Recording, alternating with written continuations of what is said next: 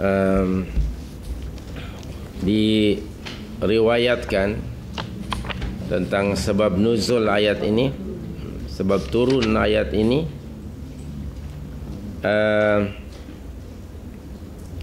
Di antaranya riwayat dari As-Suddi radhiyallahu anhu bahwa dia telah berkata tentang ayat ini, telah berlaku pembunuhan di antara dua ahli agama, yang satu Muslim, yang lain bukan orang Islam, orang musyrik tapi yang punya muahadah atau perjanjian dengan Muslim.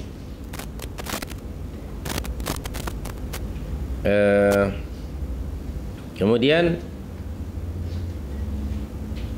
Nabi sallallahu alaihi wasallam setelah diberitahu peristiwa itu telah mengislah, dia mendamaikan kedua pihak yang terlibat dalam pembunuhan itu.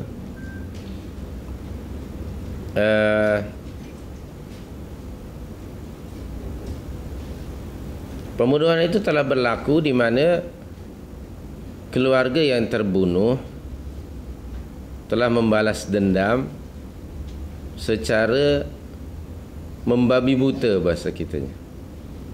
Dia menyerang keluarga yang membunuh, bukan hanya orang yang membunuhnya, tetapi ahli keluarganya, ahli kabilahnya, bahkan siapa saja yang ada hubung kait dengan orang itu. Jadi pembalasan secara rambang. Maka terbunuhlah kaum lelaki, baik yang merdeka maupun yang hamba, bahkan termasuk kaum wanita dan kanak-kanak. Balas dendam, orang kalau balas dendam biasanya melampaui batas, ya. Berlakulah itu, sudah berlaku. Maka Nabi memberikan keputusan supaya membayar diat. Kalau nak membunuh, yang dibunuh, yang terbunuh orang yang merdeka, maka yang mesti dikenakan hukuman bunuh lagi adalah orang yang merdeka. Jika yang membunuhnya seorang hamba, maka yang terbunuhnya seorang hamba. Jika ia seorang wanita, maka seorang wanita. Begitulah selanjutnya. Nah, turunlah ayat ini untuk mentakkid, to emphasize keputusan Nabi tadi. Ya ayyuhalladzina amanu kutiba alaikumul qisasu fil qatla, al-hurru bil hurri wal 'abdu bil 'abdi wal untha bil untha. Dahulu siapa saja, semua orang akan menjadi sasaran balas pembalasan dari keluarga yang terbunuh.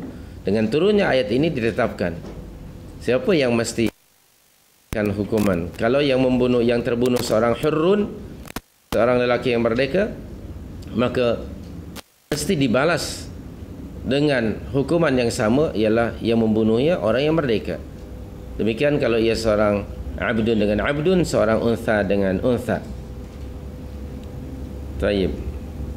Kemudian dahulu sebelum Islam membalas pembunuhan ni, qisas lah, ya, disebut uqubah. Uqubah itu maknanya balasan. Hukuman bagi orang yang membunuh seorang sebelum Islam itu dia macam-macam. Kalau orang Yahudi, jika berlaku umpamanya seorang Yahudi membunuh seorang Yahudi atau orang lain, hukumannya mesti dibalas dengan pembunuhan. Orang yang membunuh mesti dibunuh. Bagi orang Kristian pula, bayar diat, tidak ada qisas pembunuhan. Dia mesti dibayar dengan diat. Itu maknanya sejumlah uang untuk menggantikan qisas pembalasan hukuman itu dengan jumlah yang ditetapkan oleh pemerintah, jumlah yang paling tertinggi di satu-satu masyarakat di mana umumnya orang tidak akan atau jarang memiliki harta sebanyak itu. Itu yang menetapkan nanti pemerintah berapa jumlahnya. Tiap-tiap negara tentu berlainan, ada standard yang berlainan, dan itu boleh berubah. Maka kalimah wadiyatun musallamatun dalam bentuk indefinite word itu menunjukkan ianya fleksibel, bergantung kepada keadaan ekonomi, pencapaian ekonomi satu negara, dan seseorang itu dianggap sebagai orang kaya apabila dia mencapai memiliki uang berapa umpamanya.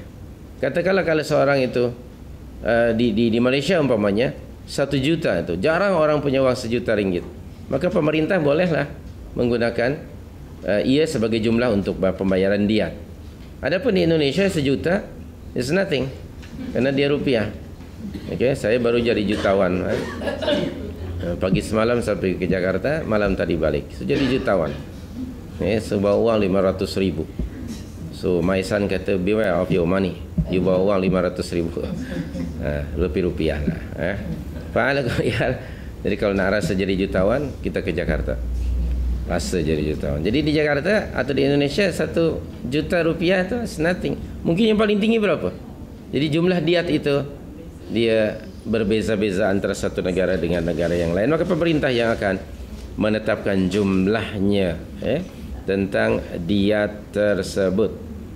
Nah, kemudian bagi orang Arab pula, Arab jahiliyah maksudnya, tadi orang yang Nasrani hanya diat tanpa qisas. Orang Yahudi qisas tanpa diat, dia mesti bunuh tanpa diat. Orang Kristen diat tanpa bunuh. Bagi orang Arab pula lebih dahsyat, dia bunuh siapa saja, keluarga yang bunuh itu semuanya dia balas dengan cara melampaui batas, jadi membalas dendam. Kadang-kadang yang mereka bunuh bukan orang yang membunuh, mungkin orang lain. Kemudian yang mereka bunuh mungkin al-hurru, mungkin al-abdu, mungkin al-untha, mungkin juga anak-anak, as-sibyan atau al-atfal. Nah, maka Islam menurunkan dengan cara yang ditetapkan oleh Allah. Nah, bangsa Arab ketika itu lebih teruk cara mengambil atau melaksanakan pembalasan hukuman itu. Kadang-kadang kalau yang terbunuh seorang, maka keluarga yang terbunuh itu akan membalas dendam mungkin 10 orang. Ya, keluarga kami seorang kamu bunuh, kami minta dari satu kabilah kamu 10 orang akan kami bunuh. Itu jadi kacau ya, disebut i'tida. Maka ayat ini turun menjelaskan, telah ditakrir di dalam Islam adanya al-adlu wal musawat, keadilan dan kesaksamaan, kesamarataan di dalam menetapkan uqubatul qisas ataupun pembalasan qisas. Taib, itu di antara sebab nuzul.